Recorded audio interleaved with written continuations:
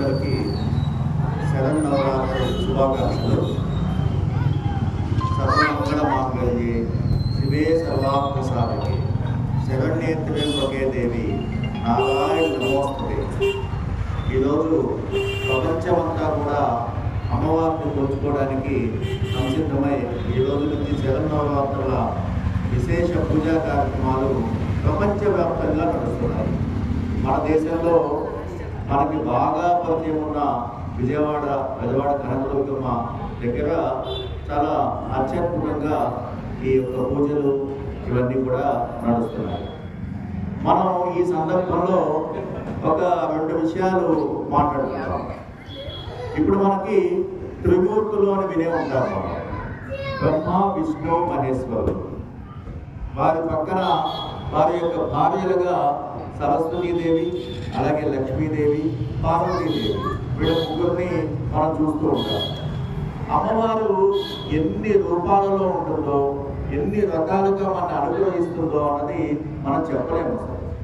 అంటే ఈ త్రిమూర్తుల పక్కన, బ్రహ్మగారి పక్కన సరస్వతీదేవినే ఎందుకు ఉంచారు? అలాగే శ్రీ మహావిష్ణువు భార్యగా లక్ష్మీదేవి ఎందుకు కొలువై ఉన్నారు? అలాని మనం కొంచెం లోతుగా ఆలోచిస్తే, బ్రహ్మ సృష్టికర్త, ఆయన సృష్టిని ప్రారంభిస్తారు. విష్ణువు లోకాన్ని పాలిస్తారు. అంటే లోకంలో మనం అనుభవించే సుఖాలు, సౌఖ్యాలు, భోగభాగ్యాలు అవన్నీ కూడా శ్రీ మహావిష్ణువు కలగజేస్తారు. మా శివుణ్ణి మనం లయకారుడిగా మనం తెలుసుకుంటూ ఉంటాము. ఆయన కూడా జ్ఞానాన్ని ఇస్తారు. అలాగే ఎంతో పాపాన్ని తొలగించే అభయాన్ని ఇస్తారు. ఈ విధంగా శివుడు లయకారుడుగా, అంటే మనం చనిపోయినప్పుడు శివుడి దగ్గరికి వెళ్తాము అన్నట్టుగా ఒక నమ్మకంతో మనం ఉంటూ ఉంటాము.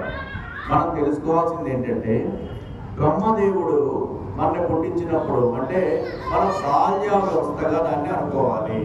అంటే పుట్టినప్పుడు, బాల్యంలో ఉన్నప్పుడు మనకి కావాల్సింది ఏంటంటే చదువు, జ్ఞానము. అందుకనే ఆయన పక్కన సరస్వతీదేవి ఉంటుంది. మన యొక్క బాధ్యత ఏంటి? మనం పుట్టినప్పుడు తర్వాత ఎదుగుతున్న వయసులో మనం జ్ఞాన సముపార్జన చేయాలి. జ్ఞాన సముపార్జన చేసి చదువు బాగా చదువుకొని ఈ జ్ఞానాన్ని ప్రపంచానికి పంచడానికి మనం జ్ఞాన సంపన్నులై ఉండాలి అని చెప్పడం కోసం అని చెప్పి మన తొలి దశ ఏదైతే ఉందో ఆ తొలి దశలో మనకి కావాల్సింది చదువు, జ్ఞానము అని తెలియజెప్పే విధంగా బ్రహ్మదేవుడి పక్కన సరస్వతీదేవి అందరూ కొలువై ఉంటారు. తర్వాత శ్రీ మహావిష్ణువు, అంటే ఒక వ్యక్తి ఎదిగినప్పుడు, అంటే వయసులోకి వచ్చినప్పుడు, సంపాదిస్తున్నప్పుడు, అలాగే మంచిగా ఆరోగ్యంగా ఉన్నప్పుడు ఎలా ఉండాలి? లక్ష్మీదేవి కటాక్షం ఉండాలి. పక్కన తన భార్యని లక్ష్మీదేవిలాగా చూసుకోవాలి. లక్ష్మీదేవి యొక్క కళ ఎలా ఉంటుందో, ఇప్పుడు ఎవరన్నా ఒక కొత్తగా పెళ్లి చేసుకున్న జంట ఎవరన్నా వచ్చారనుకోండి, ఏమంటారు? అమ్మాయి లక్ష్మీదేవిలా ఉంది అంటారు మామూలుగా. అంటే లక్ష్మీదేవి వివాహం తర్వాత ఒక వ్యక్తికి పక్కన ఉండి ఆ మధ్య వయస్సులో ఏదైతే ఉందో అప్పుడు సంపాదించి నాదని గడగడలాడుతూ చూసుకోవాలి అన్నది చెప్పే విధంగా శ్రీ మహావిష్ణువు పక్కన లక్ష్మీదేవి లాగా ఆవిడ కొలువై ఉంటారు ఆ జంట. ఎందుకంటే ప్రకృతి పురుషుల యొక్క కలయికే ఈ ప్రపంచము, ఈ విశ్వం మొత్తం. కాబట్టి ప్రకృతి మనం ఎలా ఉంటుందో, పురుషుడు ఎలా ఉంటారో అన్నది కూడా మనం చూసుకుంటూ ఉండాలి. మూడవది లయకారుడైన శివుడు. చివరికి వచ్చేటప్పటికి శివుడు ఎలా ఉంటాడు? ఒక చిన్న ఏడు చర్మంతో వేసుకొని, వీపుడు రాసుకొని, ఎటువంటి ఆడంబరాలు లేకుండా చాలా నిరాడంబరంగా ఉంటాడు శివుడు. కానీ పక్కన పార్వతీదేవి కళకళలాడుతూ చాలా ఉన్నతంగా, ఎంతో వైభవంగా ఆవిడని మనం చూస్తూ ఉంటాం. అంటే మన జీవితంలో చివరిలో మన అనుభవంతో జ్ఞానాన్ని సంపాదించుకున్న తర్వాత మనం నిరాడంబరంగా ఉన్నా కూడా మన యొక్క భార్య ఎవరైతే ఉన్నారో వాళ్ళు కళకళలాడుతూ చక్కగా సంతోషంగా ఉంచాలి అన్నది శివపార్వతుల్ని చూస్తే మనకు తెలుస్తూ ఉంటుంది.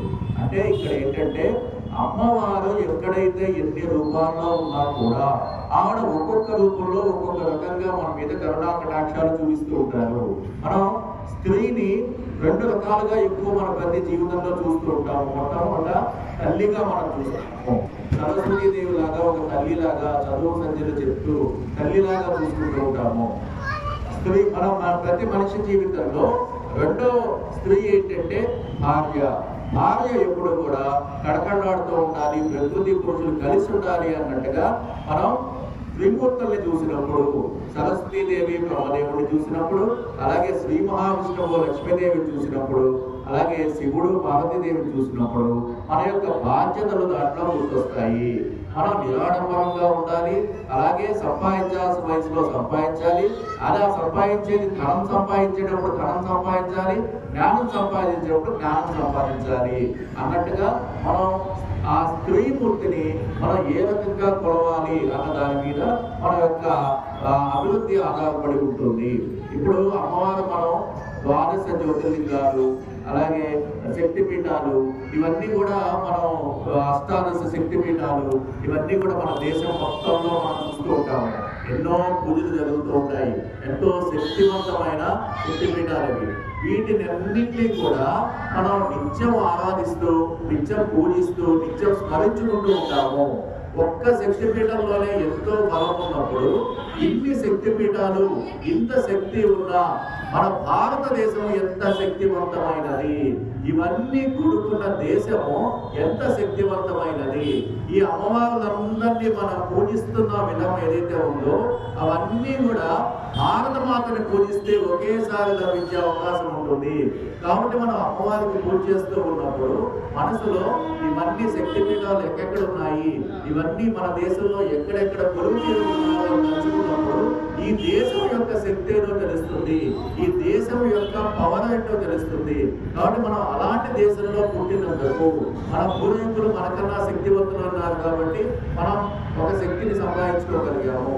మన తర్వాత జనరేషన్ కూడా ఇలాగే భక్తి మార్గంలో, ఆధ్యాత్మిక మార్గంలో శారీరకంగా, మానసికంగా ఎంతో శక్తివంతులై ఉండి జాతిని ముందుకు నడిపించాలి, దేశాన్ని బలోపేతం చేయాలి, దేశభక్తి కలిగి ఉండాలి, దైవభక్తి కలిగి ఉండాలి, ఆధ్యాత్మిక చింతన కలిగి ఉండాలి అన్న భావంతో మనం అమ్మవారిని పూజ చేసినప్పుడు మనకి అన్ని రకాలుగా కూడా మనం బలవంతులు అవుతాము. స్వామి వివేకానందుడు మీకు తెలుసు, ఆయన రామకృష్ణ పరమహంస అనే ఆయన దగ్గర శిష్యత్వం చేశారు. రామకృష్ణ పరమహంస కాళికా అమ్మవారితో మాట్లాడుతూ ఉండేవారు, కాళికా అమ్మవారితో పరిహాసం చేస్తూ ఉండేవారు, కాళికా అమ్మవారితో కష్టం చెప్పుకుంటూ ఉండేవాడు. కాళికా అమ్మవారు ఆయనకు విషయాలు చెప్తూ ఉండేవారు. అంటే మనం మన ఇంట్లో మన పక్క వ్యక్తితో ఎలా మాట్లాడుకుంటామో అలాగే కాళికా అమ్మవారు రామకృష్ణ పరమహంసకి అంతటి అనుగ్రహం కలిగించిన శక్తి ఆవిడ. స్వామి వివేకానంద దేవుణ్ణి మీరు ఎవరన్నా చూసారా అని అందరినీ అడుగుతూ రామకృష్ణ పరమహంస దగ్గరికి వెళ్ళినప్పుడు ఆయన నేను చూశాను అని చెప్పారు. అంటే ఎలా చూశారు అంటే, నేను నిన్ను ఎలా చూస్తున్నానో అలాగే నేను కాళికా అమ్మవారిని కూడా చూశాను అని చెప్పారు. అప్పుడు ఆయన మీరైనా నేను కూడా చూసే భాగ్యం కలుగుతుందా అని అడిగినప్పుడు, నీకు చాలా కోరికలు ఉంటే నువ్వు లోపలికి వెళ్ళి అమ్మవారి దగ్గరికి వెళ్ళి అడుగు, ఆవిడ తీరుస్తుంది నీకు అని చెప్పారు. అని చెప్పి ఆయన నుదుటి మీద చేతితో ఒకసారి స్పృశిస్తారు. ఈ వివేకానందుల వారు లోపలికి వెళ్తే అమ్మవారు అక్కడ కూర్చొని నవ్వుతూ నాగా అని పలకరిస్తుంది. ఎప్పుడైతే అలా అమ్మవారు కనపడిందో ఈయన ప్రాపంచిక విషయాలన్నీ మర్చిపోయి ఆవిడ్ని అమ్మా నాకు జ్ఞానం ప్రసాదించు, అమ్మా నాకు శక్తిని ప్రసాదించు అని అడిగేసి బయటకు వచ్చేస్తారు. వివేకానందుడిని చూసి బయటకు వచ్చిన తర్వాత రామకృష్ణ పరమహంస అడుగుతారు, అవును ఇందాక చాలా చాలా అడగాలి, చాలా కావాలి అని కోరుకున్నావు కదా, లోపలికి వెళ్ళావు కదా, అమ్మవారిని అడిగావా నువ్వు అవన్నీ అని. అయ్యో అవన్నీ మర్చిపోయాను నేను, మళ్ళీ ఇంకో అవకాశం ఉంటుందా నాకు అని అడుగుతారు. సరే నువ్వు మళ్ళీ వెళ్ళు అని చెప్పి మళ్ళీ తల మీద స్పృశించి లోపలికి పంపిస్తారు. మళ్ళీ కూడా అమ్మవారు కనపడినప్పుడు ఆయన జ్ఞానాన్ని ప్రసాదించు, శక్తిని ప్రసాదించు అని మాత్రమే కోరుకుంటారు. ఇదే విషయాన్ని బయటకు వచ్చి చెప్పినప్పుడు 2-3 సార్లు ఆయన లోపలికి పంపించినప్పటికీ కూడా ఆయన అదే విషయాన్ని కోరుకోవడం జరుగుతుంది. అంటే మనకి స్వామి వివేకానంద ద్వారా తెలిసింది ఏంటంటే, అమ్మవారిని మనం ఎప్పుడూ కూడా ఈ ప్రాపంచిక విషయాలు మనం అడగకూడదు. మనం నాకు కారు కావాలి, నాకు ఇల్లు కావాలి, లేకపోతే నాకు ఇంకోటి కావాలి అన్నది అమ్మవారిని అడగకూడదు. అమ్మవారు అవన్నీ మనకి అడగకుండానే ఇచ్చే తల్లి ఆవిడ. అమ్మ అడిగితేనే అన్నం పెట్టదు కదా, అలాగే భార్య కూడా అడిగితేనే అన్నం పెట్టదు కదా. అటు తల్లి భార్య ఎలా అయితే చూసుకుంటూ ఉంటారో అలాగే ఇప్పుడు నేను పురుషుల విషయమే చెప్తున్నాను కాదు, అమ్మవారు స్త్రీ పురుష భేదం లేకుండా తన సంతానాన్ని, ఒక తల్లి తన కడుపున పుట్టిన సంతానాన్ని ఆడపిల్లలైనా మగపిల్లలైనా ఎంత సమంగా చూసుకుంటూ వాళ్ళ యొక్క కష్టాన్ని కానీ వాళ్ళ యొక్క ఇష్టాన్ని కానీ ముందుగానే తెలుసుకొని ఏ రకంగా అయితే అవి సమకూరుస్తూ ఉంటుందో, అలాగే మన జ్ఞానం కావాలి, శక్తి కావాలి అని కోరుకుంటే చాలు. మిగతావన్నీ మనకి ఎప్పుడు ఏం చేయాలి అన్నది శ్రద్ధగా ఆవిడ పూజించే వాళ్ళకి, ఆవిడ మీద నమ్మకం ఉన్న వాళ్ళకి, ఆవిడ మీద భక్తి ప్రవర్తలు ఉన్న వాళ్ళకి మనకి ఏ సమయానికి ఏమి ఇవ్వాలి అన్నది ఆవిడే చూసుకుంటూ ఉంటుంది. మనం ఆవిడ కోరుకోవాల్సిందిగా ఒకటే, శక్తినివ్వాలి, జ్ఞానాన్ని ఇవ్వాలి. మనం ప్రపంచాన్ని జ్ఞానంతో జయించిన దేశం మనం. శంకరాచార్యుల వారు అద్వైతం ప్రచారం చేసేటప్పుడు మన దేశంలో హిందూ ధర్మము పక్కదోవ పట్టి 5000 విభాగాలుగా ముక్కలైపోయింది. వీటన్నింటినీ కూడా ఆయన ఉత్తరం నుంచి దక్షిణం వరకు భారతదేశాన్ని 3 సార్లు పర్యటించి అందరినీ కూడా తన జ్ఞానంతో జయించి మళ్ళీ మన హైందవ ధర్మాన్ని ఒక తాటి మీదకి తేగలిగారు. కాబట్టి యుద్ధం గెలవాలంటే అన్నిసార్లు కత్తి అవసరం లేదు, కొన్నిసార్లు జ్ఞానం కూడా అవసరము. జ్ఞానంతో గెలిచిన ఎన్నో యుద్ధాలు ఉన్నాయి. కానీ మన అమ్మవారిని చూసినప్పుడు అమ్మవారి చేతిలో ఎన్నో ఆయుధాలు ఉంటాయి. కత్తి ఉంటుంది, గద, అలాగే బాణాలు. ఎప్పుడైనా ఆయుధం లేని అమ్మవారిని ఎప్పుడైనా చూసామా? ఎప్పుడూ చూడం. అలాగే ఆవిడ దేని మీద, ఒక పులి మీద స్వాగతం చేస్తూ కనబడుతూ ఉంటారు. ఎందుకంటే శక్తి అవసరము, జ్ఞానము ఎంత అవసరమో శక్తి కూడా అంతే అవసరము. అన్నిసార్లు జ్ఞానంతో గెలవలేము, అన్నిసార్లు మనం మాటలతో గెలవలేము. మనం కత్తి కూడా ఉపయోగించాలి, శక్తిని ఉపయోగించాలి అని చెప్పి ఆవిడ చెప్పకనే చెప్తున్నారు. మనం అవన్నీ మర్చిపోయి అహింసో పరమో ధర్మ అని పనికిరాని మాటలన్నీ వింటూ మన మీద ఎవరు కొట్టినా కూడా, ఎవరు ఏం చేసినా కూడా, మన మీదకి దాడికి వచ్చినా కూడా మనం ఏమీ చెయ్యకూడదు అన్న ఒక భావనలో ఉండిపోవడం వల్ల మన జాతి నిర్వీర్యమైపోతుంది. మన మీద జరిగిన దాడులకి తగిన సమాధానం చెప్పగలము. హిందూ జాతి శక్తివంతమైనది. హిందూ దేవుళ్ళు అందరూ ఆయుధాలతో కనపడతారు. ఆయుధం లేకుండా ఎవరు ఎందుకు కనపడరంటే, ధర్మం మీదకి ఎవరైనా వచ్చినప్పుడు దాన్ని ఏ రకంగా అయినా అడ్డం పడి నిలబడి గెలవటమే నీతి, న్యాయం అన్నట్టుగా మన దేవతలు, మనకి దేవతా స్వరూపాలు మనకి తెలియజేస్తూ ఉంటాయి. కాబట్టి మనం జ్ఞానాన్ని సంపాదించాలి, అలాగే శక్తిని సంపాదించాలి. రెండిట్లోనూ మనం చాలా బలమైనప్పుడు, చాలా బలవంతులమైనప్పుడు మన దేశాన్ని, మన ధర్మాన్ని కూడా కాపాడుకోగలము. అలాగే విశ్వగురువుగా మనం ఒకనాడు ఉన్నట్టుగానే మళ్ళీ విశ్వగురువుగా ఇచ్చి ఈరోజు ప్రపంచంలో మనం చూస్తున్నాం. అన్ని దేశాలు కొట్టుకుంటున్నాయి. వాళ్ళ దగ్గర ఏముంది? ఆయుధాలు ఉన్నాయి అంతే. వాళ్ళ దేశం మీద వీళ్ళు, వీళ్ళ దేశం మీద వాళ్ళు ఆయుధాలు వేసుకుంటూ సర్వనాశనం చేస్తున్నారు. కానీ మన దేశంలో ఉన్న శక్తిని ఏ రోజు కూడా అరాచకానికి, దౌర్జన్యానికి మనం ఎప్పుడూ ఉపయోగించలేదు. అలాగని చెప్పి శక్తి లేకుండా ఉండకూడదు. శ్రీరామచంద్రుడు ఏ రోజు వేరే వాళ్ళ మీదకి తమ బాణాలు ప్రయోగించలేదు. కానీ తన జోలికి వచ్చిన వాళ్ళని, లోక కంటకులని 14,000 మందిని ఒకేసారి సంహరించిన గొప్ప వ్యక్తి పురుషోత్తముడు శ్రీరామచంద్రుడు. అలాగే కొన్ని వేల లక్షల మంది రాక్షసుల్ని కూడా సంహరించారు. అంటే అవసరమైనప్పుడు శక్తిని ప్రదర్శించాలి. ఆ శక్తిని ప్రదర్శించాలంటే మనం శక్తివంతులమై ఉండాలి. శక్తిని ఉండాలి కానీ దాన్ని దుర్వినియోగం చేయకూడదు. ధర్మాన్ని కాపాడడానికి, దేశాన్ని కాపాడడానికి మన సనాతన ధర్మంలో శక్తిని సద్వినియోగపరిచే సంఘటనలే ఉంటాయి తప్ప ఎక్కడా కూడా శక్తిని దుర్వినియోగపరిచిన సంఘటనలు మన రామాయణ, మహాభారత, భాగవతాల్లో ఎక్కడా కూడా మనం చూడము. కాబట్టి అమ్మవారిని మనం శక్తిని కోరుకుందాం, అమ్మవారి దగ్గర నుంచి జ్ఞానాన్ని కోరుకుందాం.